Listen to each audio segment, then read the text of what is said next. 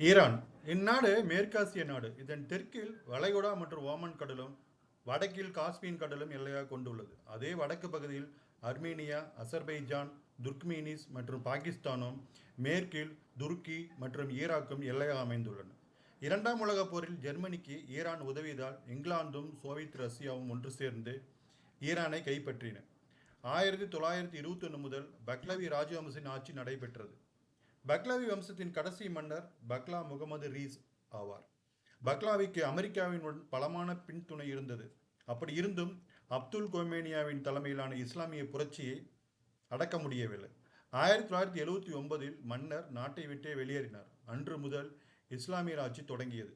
இஸ்லாமியம் குடியரசானது. 1997 முகமது கதாமி நாட்டினுடைய அதிபராக தொடர்ந்தார். அரசியல் அரங்கில் மாற்றத்துக்கான அறிகுறிகள் தென்பட ஆரம்பித்தன. மத்திய கிழக்கில் அதிக எண்ணெய் உற்பத்தி செய்யும் நாடுகளில் ஈரானும் ஒன்று. இதன் பரப்பளவு 16,48,000 சதுர கிலோமீட்டர். முக்கியமான நகரங்கள் டெக்ரான், சிராஜ், டாரிச், அபேதான் போன்றவை ஆகும். மேலும் முக்கிய உற்பத்திகள் கோதுமை, பார்லி போன்றவையும், விவசாயமும் முக்கிய தொழிலாக இருந்தது. மேலும் பெட்ரோலிய பொருட்கள், சிமெண்ட் போன்றவையும் இங்கு உற்பத்தி செய்யப்படுகின்றன. நன்றி.